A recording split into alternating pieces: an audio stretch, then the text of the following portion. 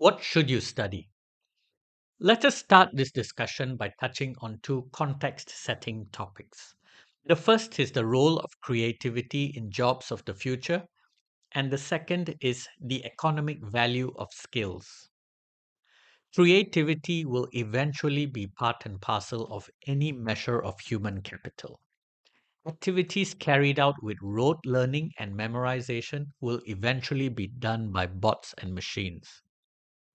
Activities that require some basic level of creativity will eventually be done through generative AI once the risks of information fabrication, privacy violations, intellectual property violations, and bias have been reduced to an acceptable level. An advanced level of creativity is what separates humans from generative AI, bots, and machines. It is the key that unlocks the power of education. It is this advanced level of creativity leads to individuals being visionary, individuals pioneering new approaches to an existing problem, and individuals leading the disruption of markets with game-changing business models. Some practical examples of these advanced levels of creativity are new ways of looking at data, new approaches to vaccine development, new techniques in software programming, managing and resolving complex circumstances during project executions, and conflict resolution between parties who have had a bad relationship. With these thoughts on the role of creativity in jobs, let's move on to the economic value of skills. The market forces of supply and demand directly influence the economic value of skills. When a specific skill is in high demand and has a limited supply, its economic value increases. Conversely, if a skill is readily available with abundant supply and there is low demand, its economic value will be lower. This is not just evident in scenarios when comparing the high salaries of skilled software engineers with the lower wages of manual laborers in saturated markets. The lower wages apply to any skill that has an oversupply, not just the skill that requires less education.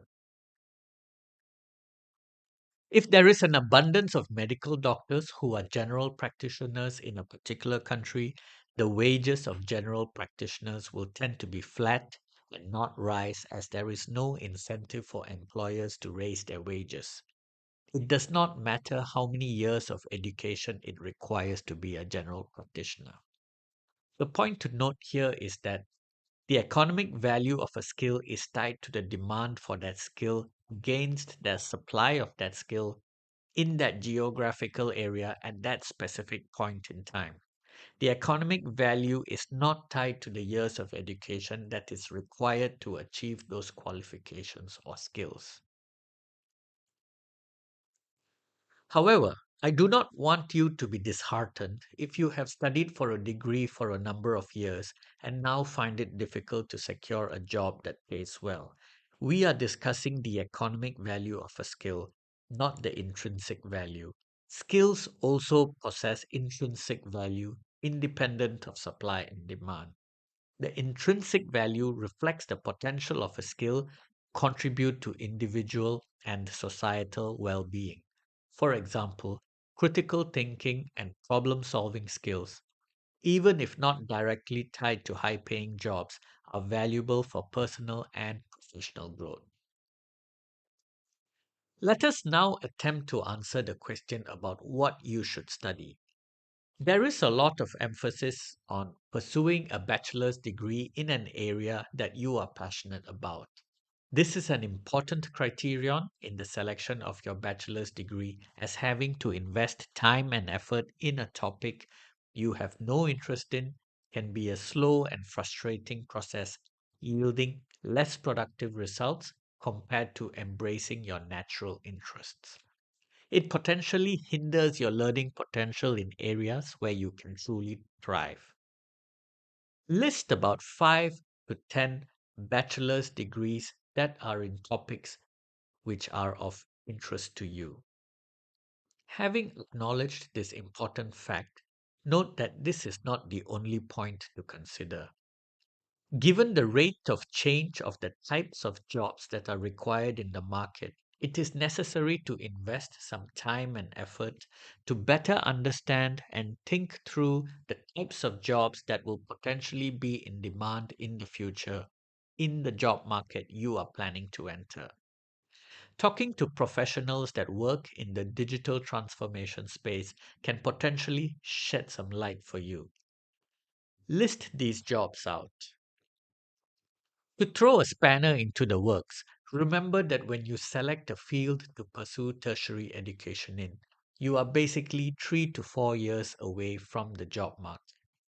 During these 3 to 4 years, technology innovation, market changes, and geopolitical events can cause dramatic shifts in the demand for specific skills. Once you have identified a list of jobs that can potentially be in demand in the years to come, compare this list with the topics that you are passionate about. Are there any matches or overlaps? If there are, this is potentially a viable option that provides you with an enjoyable learning experience with a higher opportunity of being gainfully employed.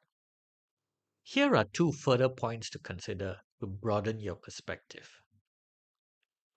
Education has changed.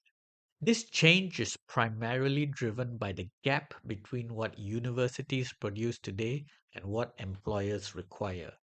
Even though your bachelor's degree may not be a match for the jobs that the markets require, short courses and professional certifications may be able to swiftly close that gap. If you are targeting to work in a specific industry, try to understand where the demand of that industry comes from and what the structure of supply for that industry is. This can give you some insight of the viability of that industry thriving in the decades to come. To wrap up, remember that future proofing your career starts at the point of selection of tertiary education. Consider the role of creativity in modern jobs.